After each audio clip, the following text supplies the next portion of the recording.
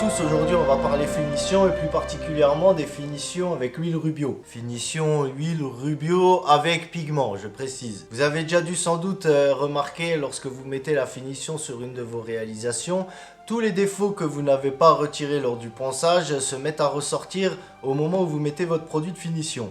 Nous aujourd'hui on va se servir de ce phénomène-là pour créer quelque chose. Lorsqu'on ne soigne pas son ponçage, on risque d'avoir des surprises à la finition, c'est-à-dire toutes les marques qui ressortent. Ici, je suis à l'arrière de ma pièce, donc c'est pas grave.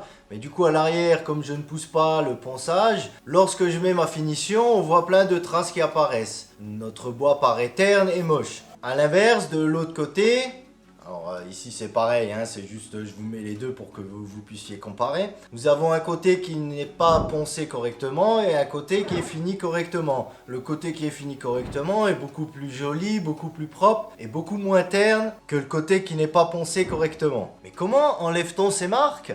Tout simplement en ponçant, en ponçant, en ponçant et en ponçant. Je vous raconte tout ça. Premièrement, vous avez votre pièce brute. Quand elle est brute comme ça, vous allez la poncer. Alors moi, je le fais des deux côtés. Le côté à l'arrière, juste pour nettoyer un petit peu. Et le côté devant pour commencer à enlever les défauts. Donc nous avons au début notre pièce brute. On va la poncer du grain 80, le grain 100 jusqu'au grain 120.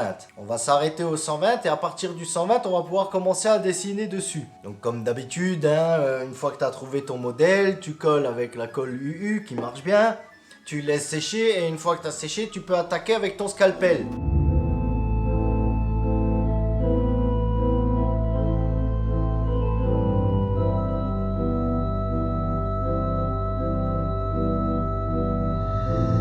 Donc voilà, tu as simplement à suivre ton dessin et une fois que tu as fait toutes tes marques, tu peux enlever ton papier et maintenant on va reponcer. Souvenez-vous, au début, on avait poncé jusqu'au grain 120 pour éliminer le plus gros des défauts et avoir une surface bien propre pour pouvoir faire notre dessin. Mais on ne veut pas enlever notre dessin.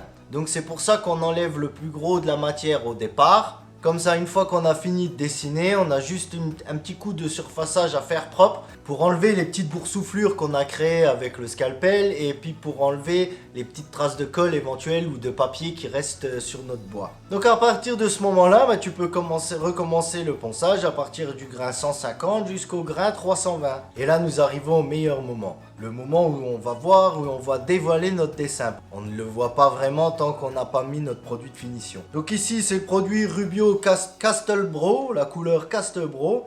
Donc elle est assez foncée et du coup le foncé, les pigments foncés vont aller s'incruster dans notre dessin et le faire ressortir. C'est le moment que je préfère moi parce que du coup forcément c'est là où tu vois tout le temps que tu as passé, tu vois le résultat en fait du temps que tu as passé quoi. Autre petit détail, tu vas certainement à mon avis parce que tu ne fais pas des entailles très profondes avec le scalpel donc du coup même quand tu passes avec ton grain 150 jusqu'à 320, il se peut que tu réduises un peu certains traits ou que tu en effaces un petit peu. Une fois que tu as mis ton produit et les endroits qui ne te plaisent pas ou que c'est un peu trop fin, tu peux repasser un petit coup de scalpel, tu remets un petit coup de produit dessus et du coup moi je l'ai fait une paire de fois sur les deux dessins, j'ai repris les deux parce qu'il y a des endroits qui me plaisaient pas, il manquait des ombres.